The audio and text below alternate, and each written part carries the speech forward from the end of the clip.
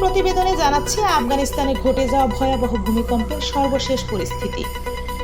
রোববার স্থানীয় সময় ভোরে রিক্টার স্কেলে 6 মাত্রার শক্তিশালী ভূমিকম্প আঘাত হানে আফগানিস্তানের 3টি প্রদেশে।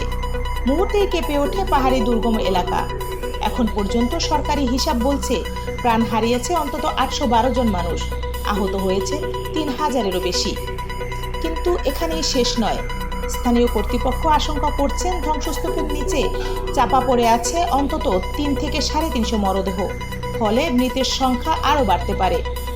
ভূমিকম্পে পুরো এলাকা এখন মাটির নিচে মিশে গেছে।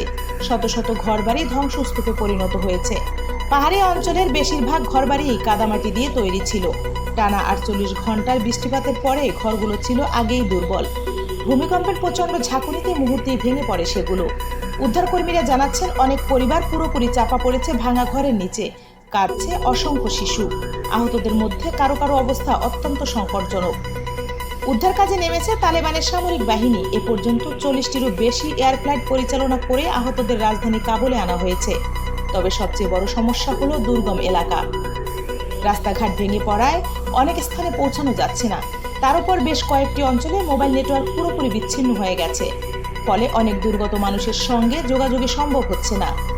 সরকার জানিয়েছে তারা আন্তর্জাতিক সহায়তা চাইছে, কারণ প্রয়োজনীয় ভারী যন্ত্রপাতি ছাড়াই এখন তারা হাতে খুঁড়ে ধ্বংসস্তূপ সরানোর চেষ্টা করছে। এতে সময় অনেক বেশি লাগছে। ভূমিকম্প শুধু আফগানিস্তানে সীমাবদ্ধ ছিল না। প্রায় 200 কিলোমিটার দূরে কাবুলে কয়েক সেকেন্ড ধরে কম্পন অনুভূত হয়। এমনকি 400 কিলোমিটার দূরে পাকিস্তানের রাজধানী ইসলামাবাদেও কম্পন টের পাওয়া গেছে। আন্তর্জাতিক গণমাধ্যম বলছে মানবিক বিপর্যয়ের মুখে আফগানিস্তান।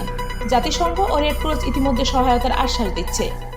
তবে দুর্বল অবকাঠামো, অর্থনৈতিক সংকট আর রাজনৈতিক অস্থিরতার কারণে পরিস্থিতি আরও ভয়াবহ রূপ নিচ্ছে। এখন সবচেয়ে বড় চ্যালেঞ্জ হলো আহতদের চিকিৎসা আর গৃহহীন মানুষের আশ্রয়। হাজার হাজার পরিবার খোলা আকাশের নিচে রয়েছে। পানীয় জল, খাদ্য আর ওষুধের ঘাটতি প্রকট আকার ধারণ করেছে। কান্নায় ভেঙে পড়েছে দুর্গত গ্রামগুলো। অনেক পরিবার একমাত্র উপার্জনক্ষম সদস্যকে হারিয়ে বেঁচে থাকার লড়াই আরও কঠিন হয়ে পড়েছে। আফগানিস্তানের ভয়াবহ ভূমিকম্প আমাদের মনে করিয়ে দিচ্ছে প্রকৃতির কাছে মানুষ কতটা অসহায়। আন্তর্জাতিক সহায়তা ছাড়া এই দুর্যোগ মোকাবিলা সম্ভব নয়, এমনটাই মনে করছেন বিশেষজ্ঞরা। এই ছিল আফগানিস্তানের ভয়াবহ ভূমিকম্প পরিস্থিতি নিয়ে PIM নিউজের বিশেষ প্রতিবেদন। আরও আপডেট পেতে আমাদের সাথেই থাকুন। দেখা হবে পরবর্তী কোনো ভিডিওতে। ততক্ষণে ভালো থাকুন, সুস্থ থাকুন, নিরাপদে থাকুন। ধন্যবাদ।